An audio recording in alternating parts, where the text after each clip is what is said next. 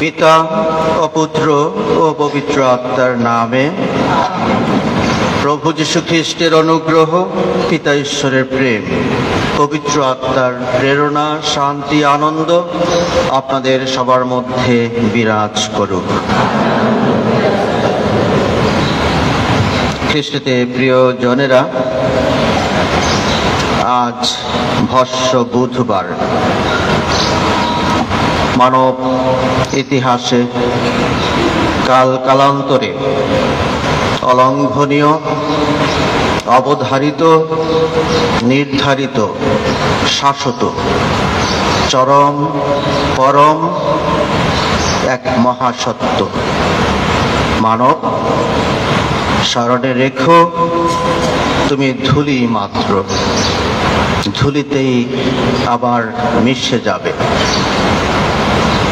এই কথাগুলোকে স্মরণ করে আজ কপালে ছাই মেখে আমরা প্রভু যীশু খ্রিস্টের পুনরুত্থান উৎসব উদযাপন উপলক্ষে 40 দিনের এই প্রায়শ্চিত্তের যাত্রা শুরু করছি। সময়টা, কালটা আমাদের সবার জন্যে অত্যন্ত তাৎপর্যপূর্ণ।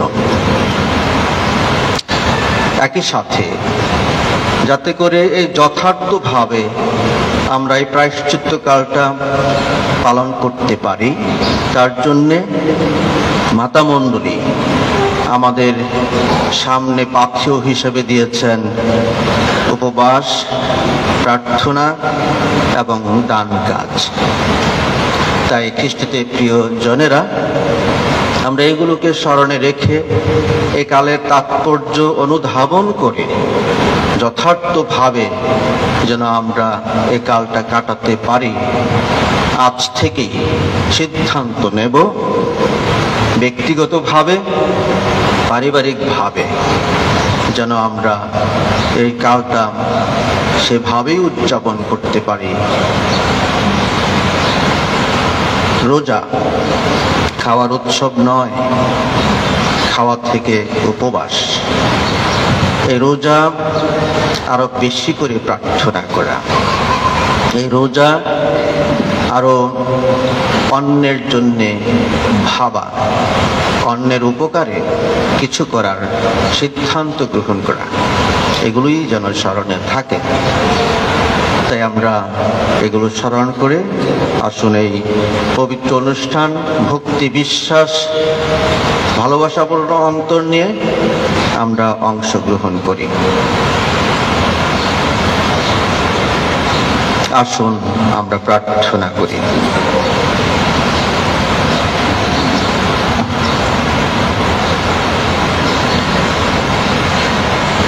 হে পরমেশ্বর, আশীর্বাদ করো আমরা যেন যথার্থভাবে এই তপস্যাকাল আরম্ভ করতে পারি, উপবাস করে এবং সব রকম ভোগ বিলাসিতা ত্যাগ করে আমরা যেন কঠিন আত্মসংযমের মধ্য দিয়ে এমন মনোবল অর্জন করতে পারি যার ফলে পাপ এবং অশুভ শক্তির বিরুদ্ধে আমাদের এই 40 দিন ব্যাপী আধ্যাত্মিক অভিযান সফল করে তুলতে পারি।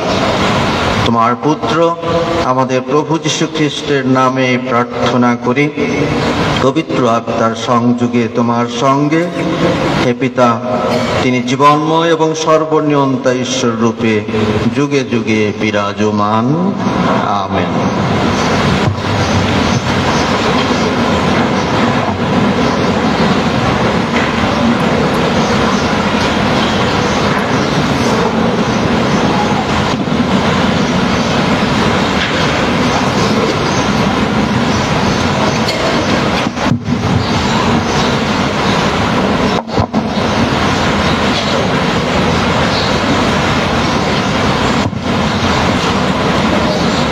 প্রবক্তা জুয়েলের গ্রন্থ হতে আজকের বাণী পাঠ।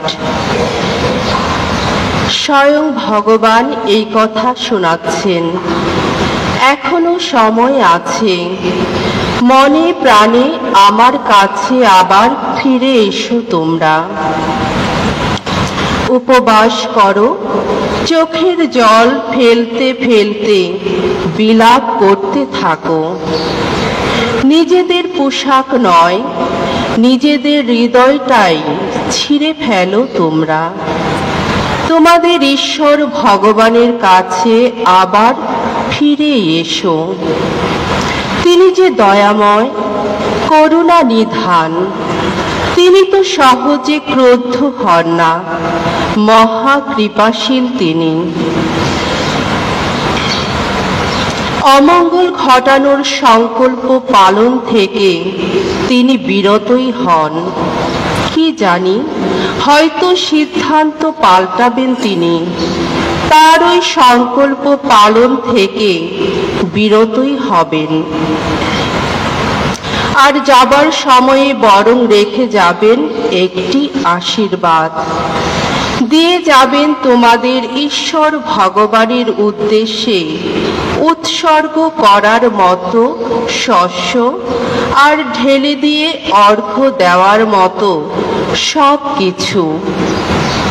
তোমরা এখন সিয়ন নগরীতে বিষাণ বাজাও, পবিত্র উপবাস পালনের আদেশ জারি করো, এক মহা সমাবেশ আহ্বান করো, জনগণকে সমবেত করো, ভক্ত মণ্ডলীর জন্য শুদ্ধি ক্রিয়ার আয়োজন করো, বৃদ্ধদের একত্র করো, শিশুদের, এমনকি কোলের শিশুদেরও জড়ো করে আনো।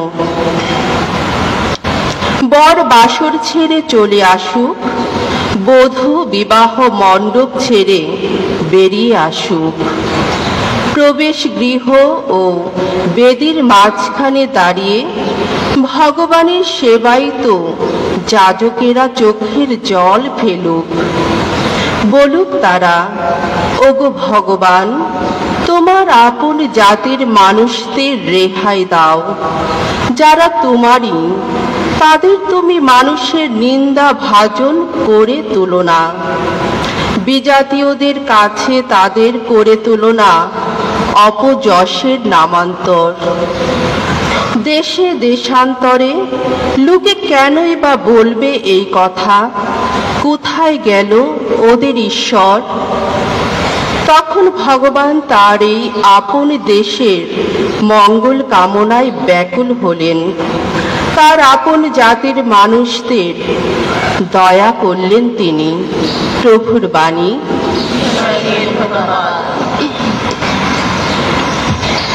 আমরা যে পাপী, দয়া করো প্রভু, দয়া করো।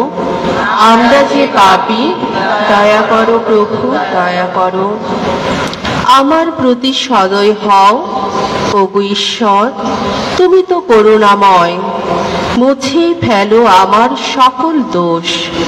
তোমার কৃপা তো অসীম, ওগো আমার সেই অপরাধ নিঃশেষে ধুয়ে ফেলো। মোচন করো আমার সেই পাপের কালিমা। আমার যে পাপী, দয়া করো প্রভু, দয়া করো। আমার দোষ, আমার ত্রুটি স্বীকার করছি আমি। আমার সে পাপের কথা আমার স্মরণে অনুক্ষণ রয়েছে। তোমারই কাছে, ওগো একমাত্র তোমারই কাছে পাপ করেছি আমি। তোমার চোখে যা অন্যায় তাই করেছি আমি। আমরা যে পাপী, দয়া করো প্রভু, দয়া করো। ওগো ঈশ্বর, আমার মধ্যে রচনা করো নির্মল অন্তর। এখন এক সুদৃঢ় প্রাণ বক্ষে আমার নতুন করে জাগিয়ে তুলো তুমি। ওগো, তোমার সামনে থেকে আমায় তুমি ঠেলে দিও না দূরে, অন্তর থেকে ফিরিয়ে নিও না তোমার পূর্ণ প্রেরণা। আমরা যে পাপী, দয়া করো প্রভু, দয়া করো। মুক্তিদানে আমাকে আবার পুলকিত করো, উদার চিত্ত দানে আমাকে সুস্থির করে তোলো। হে প্রভু, এখন অবারিত করো আমার ওষ্ঠাধর, আমার মুখ গেয়ে উঠুক তোমার স্তুতিগান। আমরা যে পাপী, দয়া করো প্রভু, দয়া করো।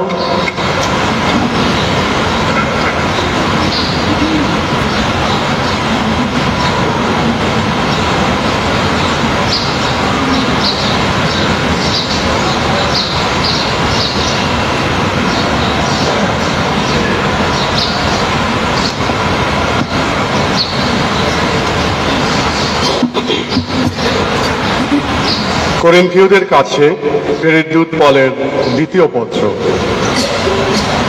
প্রিয় জনেরা, তোমাদের কাছে আমরা খ্রিস্টের বাণীদূত।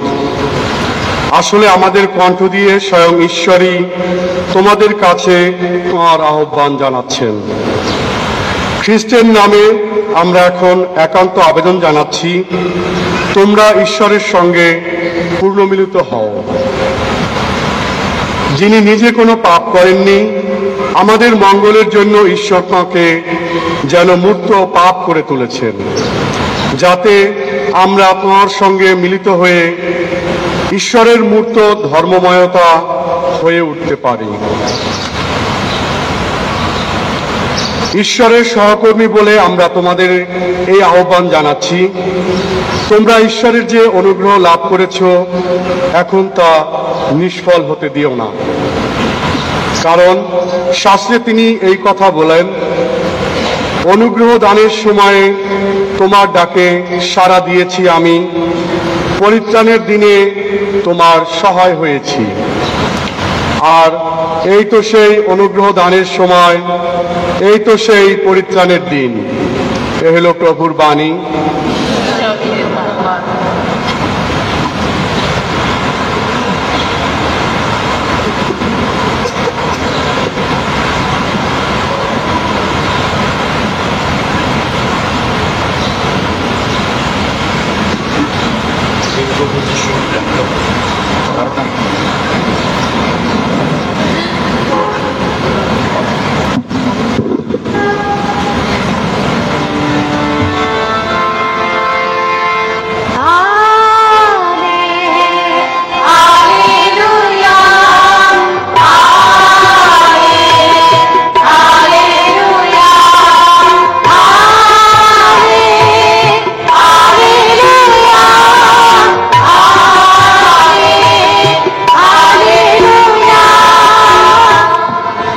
দেরি নেই, আসছে স্বর্গরাজ্য।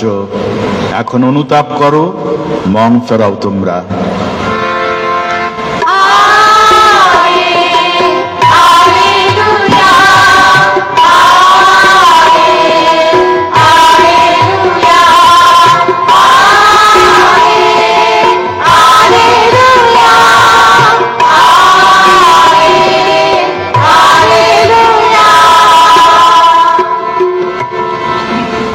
প্রভু আপনাদের সহায় থাকুন। মথি রচিত মঙ্গল সমাচার থেকে পাঠ। হে প্রভু, তোমার মহিমা হোক। যিশু একদিন তার শিষ্যদের বললেন, সাবধান, সকলের সামনে নিতান্তই লোকদের দেখাবার জন্য কোনো ধর্মকর্ম করতে যেও না। তা যদি করো, তবে স্বর্গে বিরাজমান তোমাদের পিতার কাছ থেকে তোমরা কিন্তু কোনো পুরস্কার পাবে না। তাই যখন তুমি কাউকে ভিক্ষা দাও, তখন তুড়ি বাজিয়ে তা ঘোষণা করতে চেয়েও না। ভণ্ড লোকেরাই তো মানুষের প্রশংসা করতে যত সমাজগৃহে ও পথে ঘাটে সেইভাবে ভিক্ষা দিয়ে থাকে। আমি তোমাদের সত্যি বলছি, তোমাদের পুরস্কার তারা পেয়ে গেছে।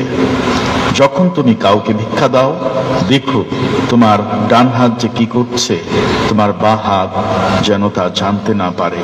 তোমার এই ভিক্ষাদান বরং গোপনই থাকুক, তাহলে তোমার পিতা যিনি গোপন সব কিছু দেখতে পান, তিনি তোমাকে পুরস্কৃত করবেন।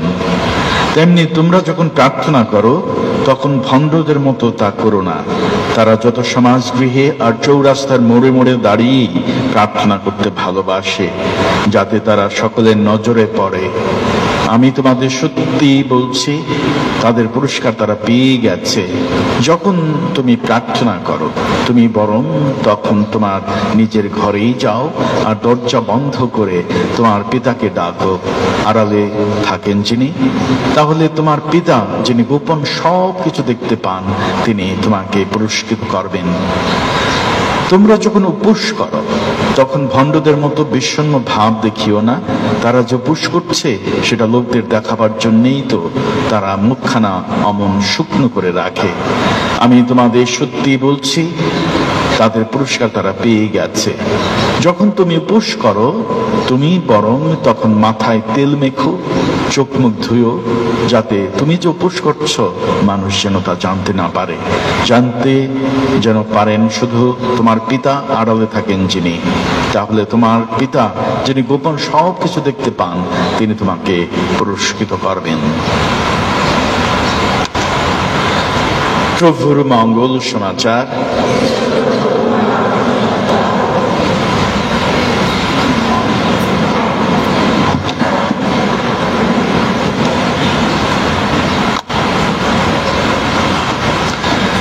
এই তপস্যাকালকে বলা হচ্ছে spring time of the church, তা জীবন পরিবর্তনের বসন্তকাল। আমরা এই প্রায়শ্চিত্তকালে মোট 5টি বিষয়ে আমরা চিন্তা করতে পারি, ধ্যান করতে পারি। বিষয়গুলো এরকম: মর্টালিটি, মরণশীলতা। আমরা মানুষ মরণশীল, সব মানুষেরই জীবনের পরিসমাপ্তি আছে এবং মানুষ মাত্রই মরণশীল। এই যে মানুষের মরণশীলতা, মানুষের জীবনের সীমাবদ্ধতা, মানুষের ভঙ্গুরতা, আজকে কপালে ছাই মেখে সেটাই উচ্চারণ করা হবে। স্মরণ করিয়ে দেওয়া হচ্ছে, মণ্ডলী স্মরণ করিয়ে দিচ্ছেন যে তুমি মানুষ, তুমি মরণশীল। হে মানব, স্মরণ রেখো, ধুলি থেকে এসেছো তুমি, আবার ধুলিতেই যাবে মিশে। মানুষের জীবনের এই সীমাবদ্ধতা, এই যে মরণশীলতা, এটাকে যেন আমরা স্মরণে রাখি এবং সেইভাবে আমরা চিন্তা করতে পারি যে এই পৃথিবী আমার জন্য চিরস্থায়ী আবাসস্থল নয়, একটা ক্ষণস্থায়ী জীবন। আমাদের আয়ুষ্কাল সীমাবদ্ধ। তবে আমি যেন এই ক্ষণস্থায়ী পৃথিবীর বাসিন্দা হয়েও আমার লক্ষ্য যেন থাকে অনন্ত জীবন লাভের। তাহলে এই পৃথিবীতেই যেন সবকিছু শেষ না হয়ে যায়। দ্বিতীয় যে ভাবটি, বিষয়টি, সেটা হলো সিনফুলনেস। আমাদের জীবনের যে সেই পাপপূর্ণ অবস্থা, আমরা যে পাপী সেটা স্বীকার করা। আমরা সবাই কম বেশি পাপী। আজকে সেই ধূতে বলা আছে, আমরা যে পাপী, দয়া করো প্রভু, দয়া করো। এই বোধ যেন আমাদের থাকে যে আমরা পাপী, হে প্রভু দয়া করো। এই চেতনা যদি আমাদের থাকে, তাহলে আমরা পরস্পরের সঙ্গে খুব সুন্দর একটা সম্পর্ক গড়ে তুলতে পারি। সেখানে আমরা পরস্পরকে ক্ষমা করতে পারি, পরস্পরকে গ্রহণ করতে পারি, আমরা ক্ষমা দান করতে পারি। আর সেটি এই 40 দিনে আমরা বিশেষভাবে আমরা স্মরণ করব আমাদের জীবনের সেই পাপের অবস্থা, যে আমাদের সীমাবদ্ধতা, দুর্বলতা, পাপ আমাদের জীবনে রয়েছে। অবশ্য আমরা পাপী হলেও উই আর গ্রেসড সিনার, যে আমরা কৃপাযুক্ত মানুষ, পাপী। ঈশ্বর আমাদের সেই যে তিনি আমাদের কৃপা দান করেন, সেই জন্মগতভাবেই আমরা সেই কৃপার মধ্যে রয়েছি। তৃতীয় যে বিষয়টা সেটা হলো যে আমাদের রিপেন্টেন্স, আমাদের জীবনের সেই যে পরিবর্তনের প্রয়োজন, আর পরিবর্তনের জন্য চাই অনুতাপ, অনুশোচনা। আমরা পাপী, এই বোধটা যদি আমাদের থাকে তাহলে সবার সামনে আমরা মাথা উঁচু করে সেই গর্ব করে উদ্ধত ভাব নিয়ে আমরা চলবো না। আমাদের মধ্যে সেই নমনীয়তা, আমাদের নম্রতা, সহনশীলতা সেটা থাকবে যে আমি তো পাপী, আমি কিভাবে আরেকদিকে আঙুল তুলি, সেই চেতনাটা আমার থাকবে। তাহলে এই জীবন পরিবর্তনের জন্য অনুতাপ, অনুশোচনা, আমাদের বিবেকের সেই দংশন যে আমার এই জীবনকে পরিবর্তন করতে হবে, এবং পরিবর্তনটা আসবে সেই আমার অন্ধকারময় জীবন থেকে আলোর দিকে যাত্রা, আমার সেই অসত্যময় জীবন থেকে সত্যের দিকে যাত্রা, এবং মৃত অবস্থা থেকে এই অনন্ত জীবন বা অমৃত লোকের দিকে যাত্রা। এই 40 দিনের জন্য আমরা সেইভাবে চিন্তা করতে পারি। চতুর্থ যে বিষয়টা সেটা হলো যে রিঅ্যালাইনমেন্ট, যে ঈশ্বরের সঙ্গে মানুষের সঙ্গে কতভাবে আমাদের সম্পর্ক নষ্ট হয়। সেই নষ্ট হয়ে যাওয়া সম্পর্ক, বিচ্ছিন্ন হয়ে যাওয়া সম্পর্ককে আমরা সংস্কার করতে পারি। যে বিষয়গুলো ঈশ্বরের সঙ্গে আমার সুন্দর বন্ধুত্বপূর্ণ গভীর সম্পর্ক গড়ে তোলার ক্ষেত্রে বাধা স্বরূপ, সেগুলোকে আমি চিহ্নিত করে আমি যেন সেগুলোকে সংস্কার করতে পারি। সংস্কার প্রয়োজন, এবং এই 40 দিন হলো আমার ব্যক্তিগত জীবন, আমার পারিবারিক জীবন, আমার সমাজ জীবনের সেই সংস্কারের একটা সুন্দরতম সময়। সেই জন্যই বলা হয়েছে এটা মণ্ডলীর বসন্তকাল। তাহলে আমরা যেন আমার হৃদয়ের সেই বসন্তকালটা যেন আমি এখন সেইভাবে সাজিয়ে তুলতে পারি, সংস্কারের মধ্য দিয়ে নতুন ভাবে আমি গড়ে তুলতে পারি আমার জীবন, ঈশ্বরের সঙ্গে সম্পর্ক, মানুষের সঙ্গে আমার সম্পর্ক। আর পঞ্চম যে বিষয়টা আমরা চিন্তা করতে পারি সেটা হলো joy of Easter, joy of resurrection. যে এই যে এত কিছু আমরা করব, প্রায়শ্চিত্তকালে আমাদের জীবন পরিবর্তন, পাপ চেতনা, আমাদের জীবনের কোথায় আমরা যাব, এই সমস্ত কিছুর মধ্য দিয়ে একটাই শুধু লক্ষ্য, যে আমাদের প্রভু যীশু খ্রিস্ট যিনি আমাদের মুক্তি আনবেন, তিনি মৃত অবস্থা থেকে জীবিত হয়ে উঠবেন, পুনরুত্থান করবেন। এই ইস্টার পর্বের জন্য আমাদের প্রস্তুতির সময়, এই সময়টার মধ্য দিয়ে আমরা নিজেদেরকে প্রস্তুত করি, পাপের মৃত্যু ঘটিয়ে আমরা যেন সেই জীবনে, সেই অনন্ত জীবন পুনরুত্থানের সহভাগী হয়ে উঠতে পারি, আমরা পুনরুত্থানের মানুষ হয়ে উঠতে পারি। সেই আনন্দটা যেন এখন আমাদের অন্তরে যেন আমরা সেই অনুভব করতে পারি। যদি সেই আনন্দ থাকে যে হ্যাঁ আমার এত কিছু আমি করব, রোজা রাখবো, আমরা প্রায়শ্চিত্ত করব, আত্মত্যাগ করব, কিন্তু লক্ষ্য আমাদের সেই গৌরবান্বিত জীবন, যিশুর সেই পুনরুত্থানের অংশীদার হওয়া। তাহলে এই 5টি বিষয় আমরা চিন্তা করে আমরা 5টি আহ্বান বা তাগিদ, আমাদের করণীয় বিষয় আমরা চিন্তা করতে পারি। যে হ্যাঁ, এই সময়ে প্রথম যে বিষয়টা হতে পারে আমাকে আদর্শ খ্রিস্টান হয়ে ওঠা। আমি কিভাবে একজন আদর্শ খ্রিস্টান হয়ে উঠতে পারি, এই সময়ে আমি এই বিষয়টার উপরে গুরুত্ব দিতে পারি। যে আমার যিশুর শিষ্যত্ব গ্রহণ করতে হলে যিশু বলছেন প্রতিদিনের ক্রুশ তুলে নিয়ে তুমি আমাকে অনুসরণ করো।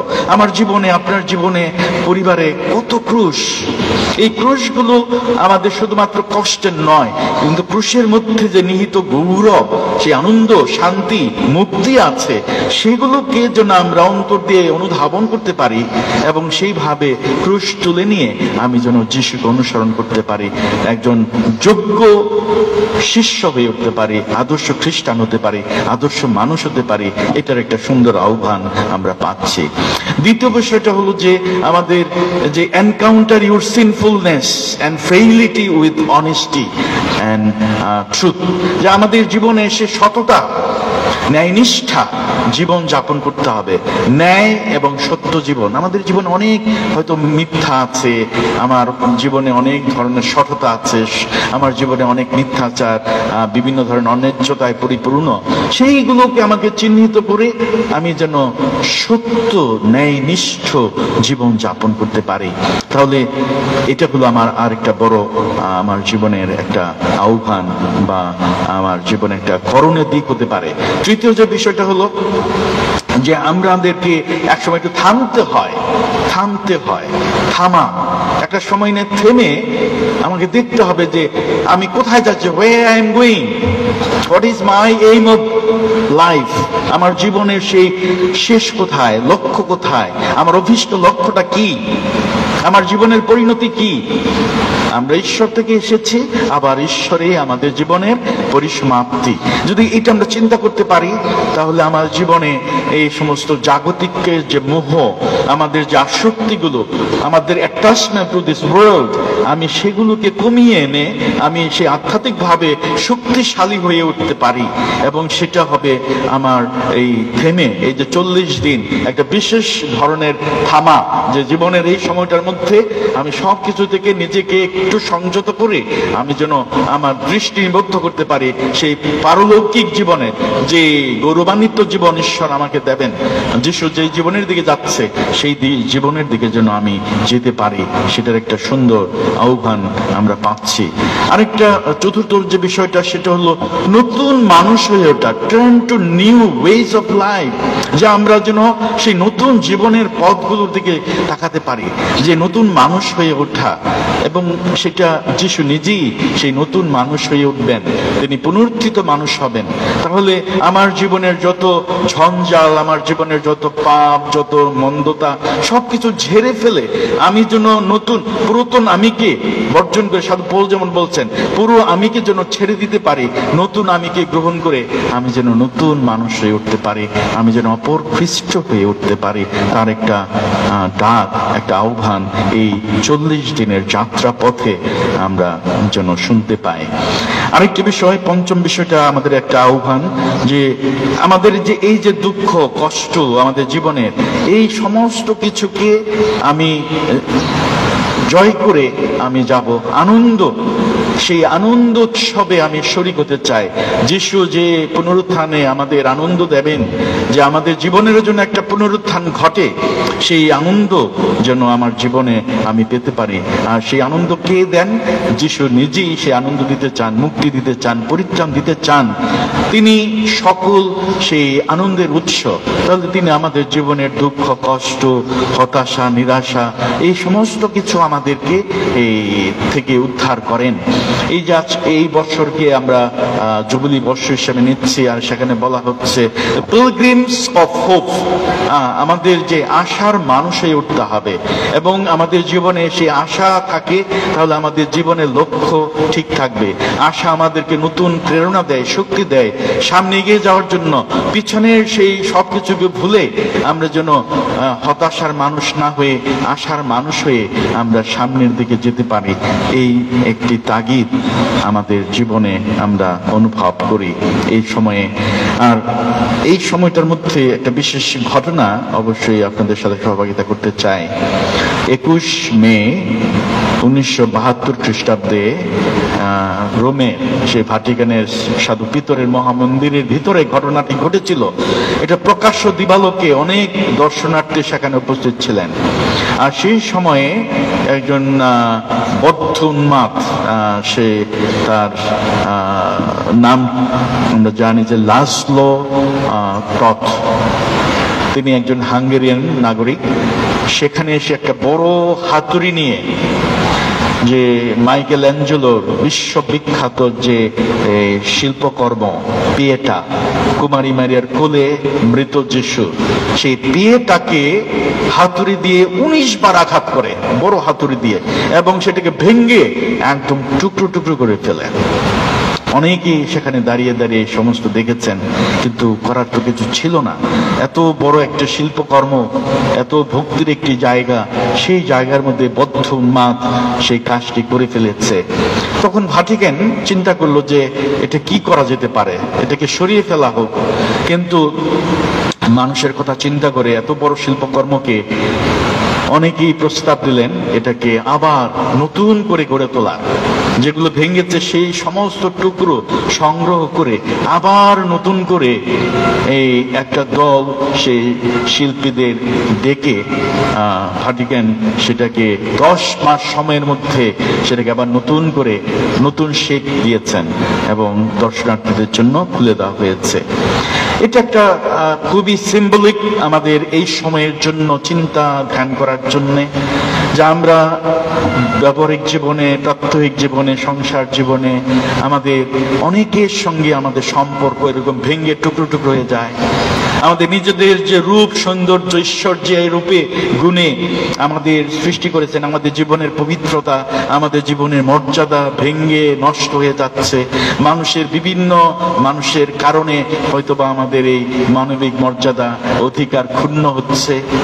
আমরা বিভিন্ন দূষণের মধ্যে আছি।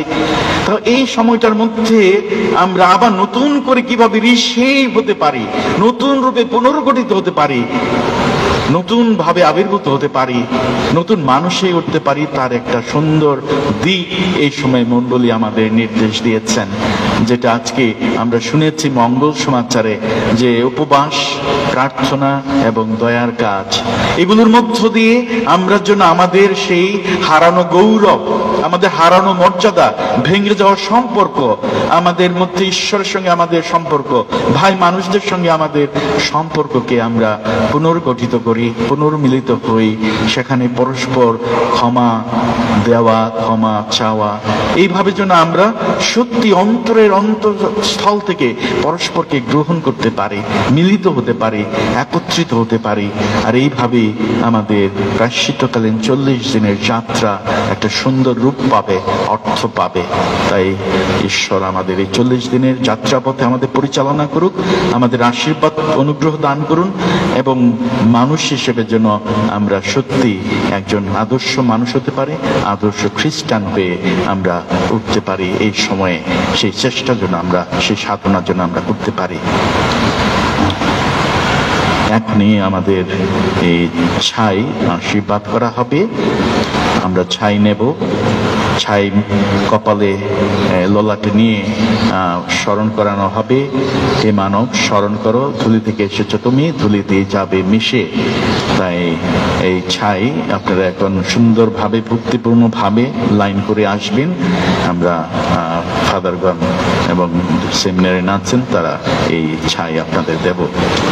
আর পরবর্তীতে খ্রিস্টজাগের শেষে যারাদের বাড়িতে রোগী আছেন এবং যারা বিদেশে পাঠাতে চান, সেই পবিত্র আশীর্বাদিত ছাই সেটা নিয়ে যেতে পারবেন। ধন্যবাদ।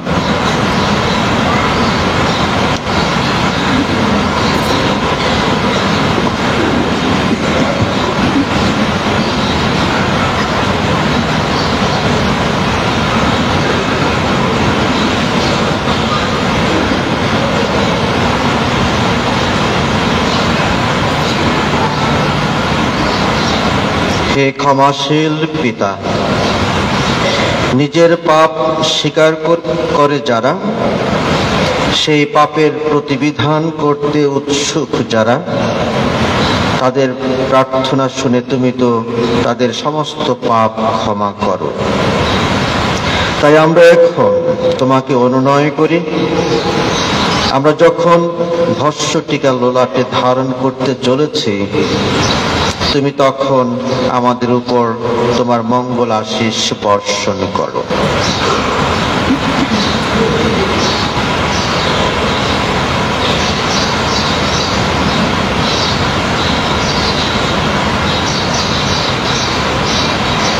আমরা যেন এই 40 দিন ব্যাপী তপস্যাকাল ধরে ত্যাগের আদর্শ অনুসরণ করি, পরিশুদ্ধ অন্তর নিয়ে তোমার পুত্র যিশুর পুনরুত্থানের স্মরণোৎসব পালন করার জন্য যোগ্য হয়ে উঠি। এই প্রার্থনা করি প্রভু যীশু খ্রিস্টের নামে, আমেন।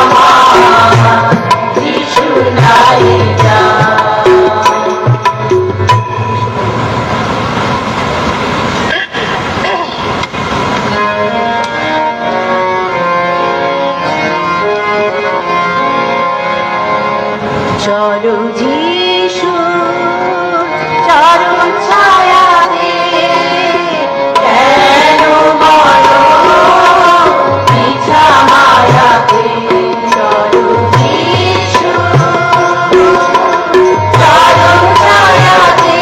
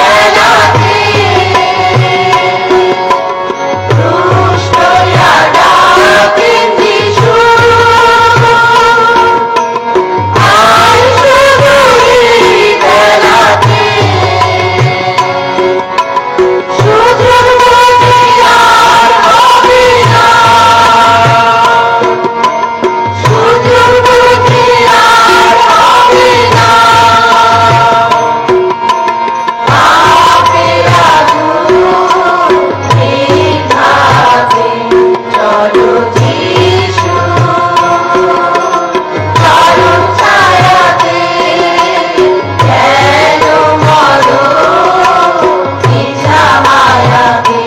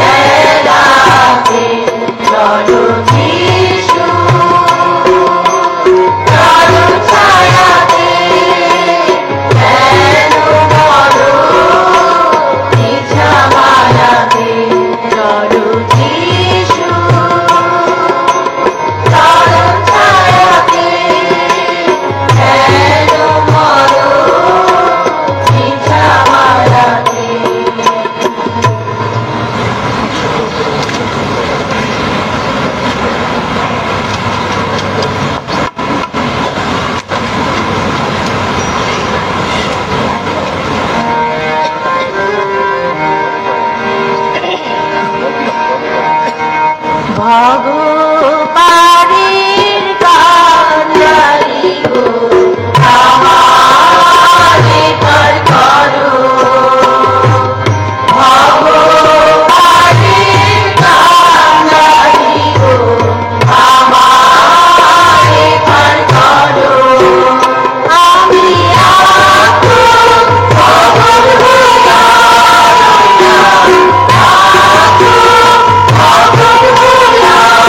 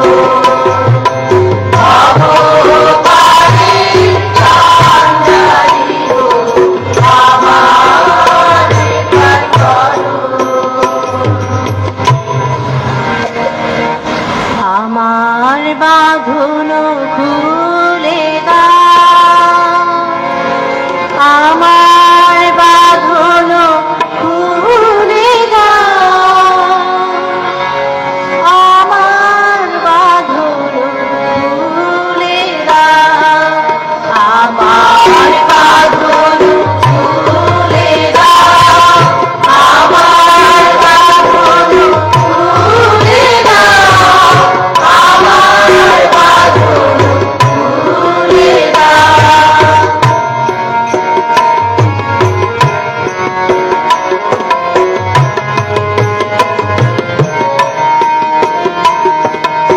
আমি কালী বাংলা ঘরে বন্দী হয়েছি অন্তরে, আমি কালী বাংলা ঘরে বন্দী হয়েছি অন্তরে, ঘরে রাম খেলা করে, ঘরে রাম খেলা করে, মুক্ত করো দুয়ারে, আমার বাঁধন খুলে দাও, আমার বাঁধন খুলে দাও, আমার বাঁধন খুলে দাও।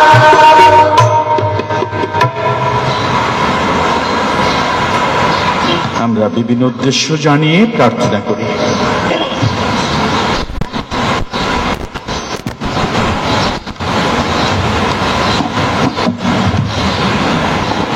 আজকের প্রার্থনার উত্তর হবে, ক্ষমা করো প্রভু পাপরাশি। ক্ষমা করো প্রভু পাপরাশি। প্রায়শ্চিত্তকাল হলো আমাদের পাপময় জীবন সম্বন্ধে সচেতন হয়ে অনুতপ্ত হৃদয়ে ঈশ্বরের কাছে ফিরে আসার বিশেষ সময়। তাই আমরা যেন আমাদের পাপের জন্যে অনুতাপ করে পুনরায় প্রভুর কাছে ফিরে যেতে পারি, সেজন্য প্রভুর কাছে প্রার্থনা করি। ক্ষমা করো পাপরাশি। প্রায়শ্চিত্তকাল হলো আত্মবিশ্লেষণ ও আত্মশুদ্ধির সময়। আমরা যেন আমাদের পুরাতন কুপ্রবৃত্তি ও পাপ প্রবণতা ত্যাগ করে সহজ, সরল ও সুন্দর জীবন যাপনের মন্ত্রে দীক্ষা নিয়ে নবজীবনের পথে উত্তরোত্তর এগিয়ে যেতে পারি, তার জন্য প্রভুর কাছে প্রার্থনা করি। ক্ষমা করো পাপরাশি। যারা আমাদের শত্রু, তাদের যেন আমরা আন্তরিকভাবে ক্ষমা করে খ্রিস্টীয় ভ্রাতৃবন্ধনে আবদ্ধ করতে পারি, এই উদ্দেশ্যে প্রভুর কাছে প্রার্থনা করি। ক্ষমা করো পাপরাশি। মন পরিবর্তন ও আত্মশুদ্ধির উত্তম সময় এই প্রায়শ্চিত্তকালে আমরা যেন আমাদের জীবনে সত্যিকার পরিবর্তন এনে প্রতিবেশীর সঙ্গে আরো গভীর ও নিবিড় সম্পর্ক গড়ে তুলতে পারি, তার জন্য প্রভুর কাছে প্রার্থনা করি। ক্ষমা করো পাপরাশি। আমাদের ব্যক্তিগত প্রার্থনা সকল নীরবে স্মরণ করি।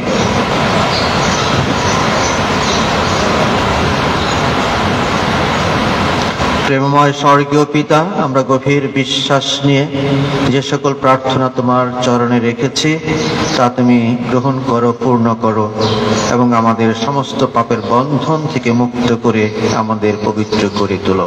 এই প্রার্থনা করি প্রভু যীশু খ্রিস্টের নামে, আমেন। গান সংখ্যা 128, 1, 2, 8।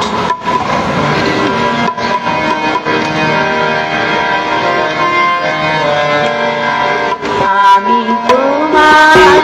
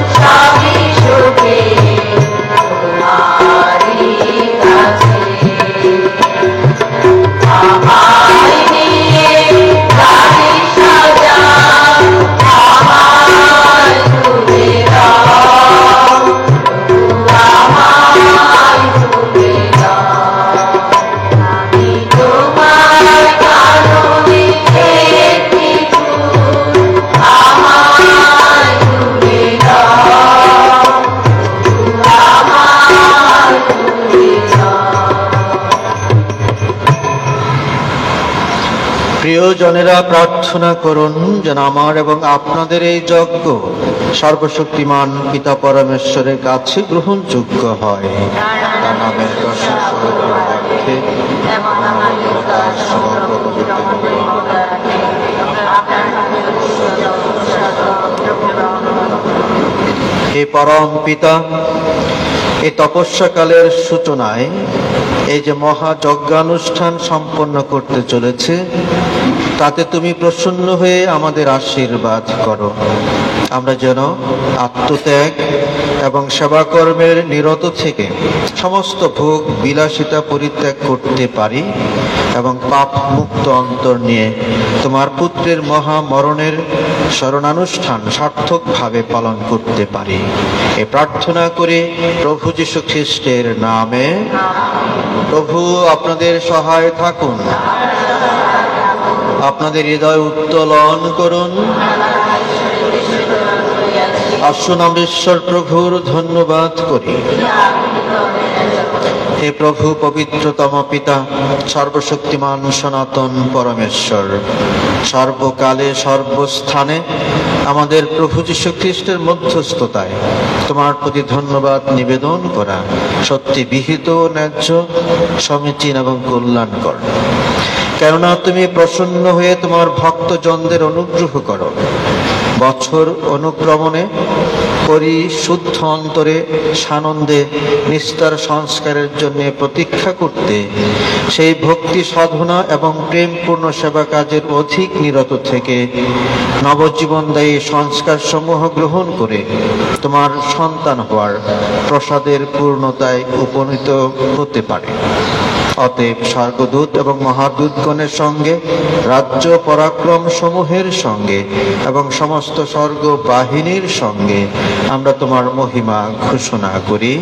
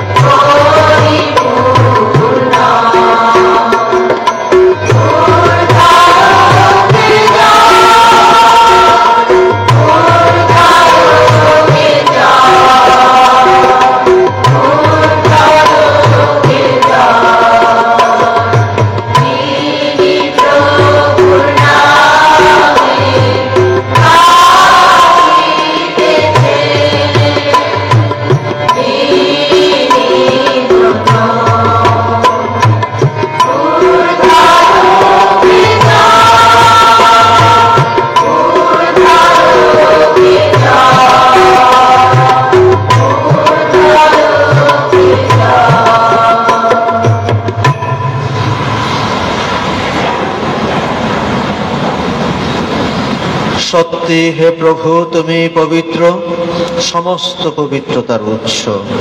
অনুনয়কারী শিশির বর্ষণের মতো তোমার আত্মার প্রেরণে এই উপহার পবিত্র করো, যেন তা আমাদের জন্য আমাদের প্রভু যীশু খ্রিস্টের দেহ ও রক্তে পরিণত হয়। মৃত্যুর যাতনায় স্বেচ্ছায় সমর্পিত হওয়ার ক্ষণে তিনি রুটি হাতে নিলেন এবং হে পিতা, তোমাকে স্তুতি ও ধন্যবাদ জানিয়ে তার শিষ্যদের দিয়ে বললেন, নাও, এ থেকে খাও সকলে, কেননা এ আমার দেহ যা তোমাদের জন্য সমর্পিত হবে।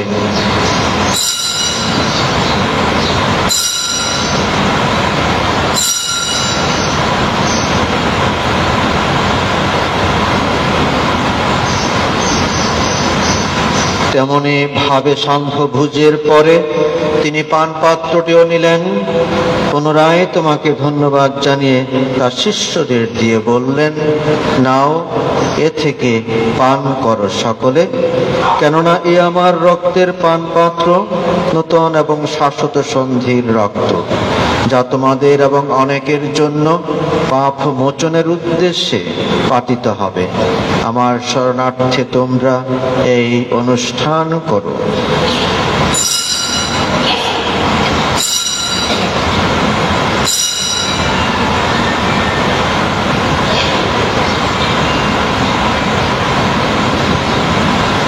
আসুন বিশ্বাসের রহস্য ঘোষণা করি। খ্রিস্টদের জন্য প্রাণ দিয়েছে, খ্রিস্টদের জন্য জীবিত আছে। এসো হে প্রভু, এসো পবিত্র মাঝে। অতএব হে প্রভু, তার মৃত্যু এবং পুনরুত্থানের স্মরণ উৎসব পালন করে আমরা এই জীবনদায়ী রুটি এবং মুক্তিদায়ী এই পানপাত্র তোমার কাছে নিবেদন করি। তোমার সম্মুখে দাঁড়াতে এবং তোমার সেবা করতে তুমি আমাদের যোগ্য করে নিয়েছ, তোমাকে ধন্যবাদ জানাই। মিনতি করি খ্রিস্টের দেহ রক্তে সহভাগী হয়ে আমরা যেন পবিত্র আত্মার দ্বারা সম্মিলিত হয়ে এক হতে পারি।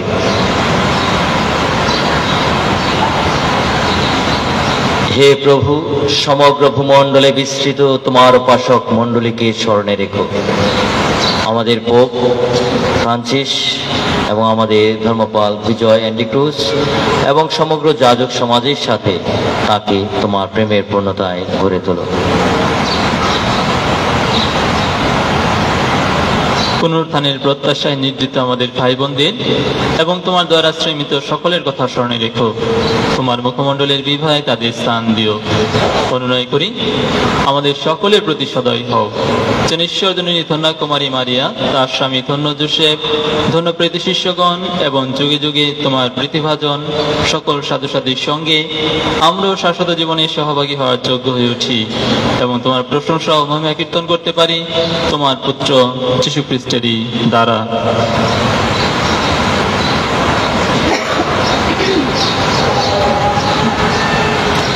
তার দ্বারা, তার সঙ্গে, তারই মধ্যে পবিত্র আত্মার সংযোগে হে সর্বশক্তিমান পিতা পরমেশ্বর, সমস্ত গৌরব তোমারই, তোমারই সমস্ত মহিমা যুগে যুগান্তরে। আমেন। আসুন আমরা দৃঢ় বিশ্বাস নিয়ে ভক্তি ভরে প্রভুর প্রার্থনা বলি। হে আমাদের স্বর্গস্থ পিতা, তোমার নাম পূজিত হোক, তোমার রাজ্য প্রতিষ্ঠা, তোমার ইচ্ছা যেমন স্বর্গে তেমনি মর্তেও পূর্ণ হোক। আমাদিগকে দাও এবং আমরা যেমন অপরাধীকে ক্ষমা করি তেমনি তুমিও আমাদের অপরাধ ক্ষমা করো, আর আমাদিগকে প্রলোভনে পড়িতে দিও না, কিন্তু অনর্থ হইতে রক্ষা করো। হে মঙ্গলময় পিতা, অনুনয় করি সকল অনর্থ হতে আমাদের রক্ষা করো। প্রসন্ন হয়ে প্রত্যক্ষ আমাদের শান্তি প্রদান করো, যেন তোমার করুণার উপর নির্ভর করে আমরা পাপ থেকে সর্বদা মুক্ত এবং সমস্ত সংকট থেকে নিরাপদে থাকি। আমরা রয়েছি সেই পূর্ণ আশায় আমাদের মুক্তিদাতা যীশু খ্রিস্টের আগমনের প্রতীক্ষায়।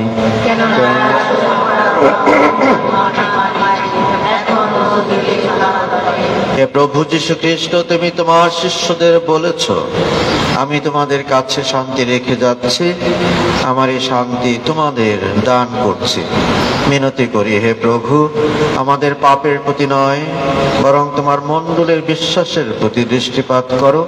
তোমার মণ্ডলীকে শান্তি এবং একতা প্রদান করো। তুমি জীবিত আছো, রাজত্ব করছো যুগে যুগান্তরে।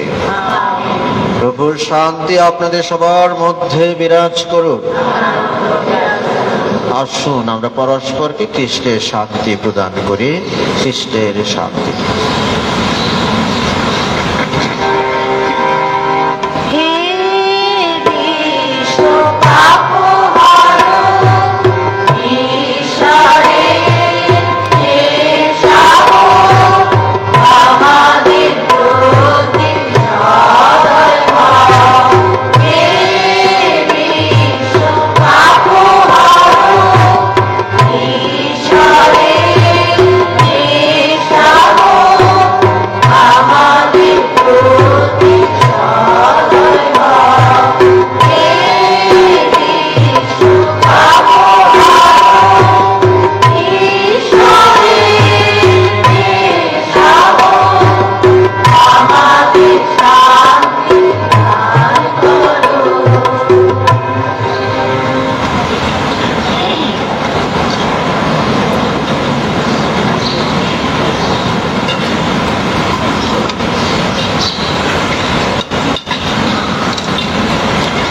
দেখুন জীবনময় খাদ্য প্রভু যীশু খ্রিস্ট, তিনি অনন্ত জীবনের উৎস। ধন্য আমরা যারা প্রভুর এই মিলন ভোজে নিমন্ত্রিত। প্রভু, তুমি যে আমার গৃহে প্রবেশ করবে, আমি তার যোগ্য নই, বরং শুধু তোমার বাক্যে আমার আত্মা নিরাপদ।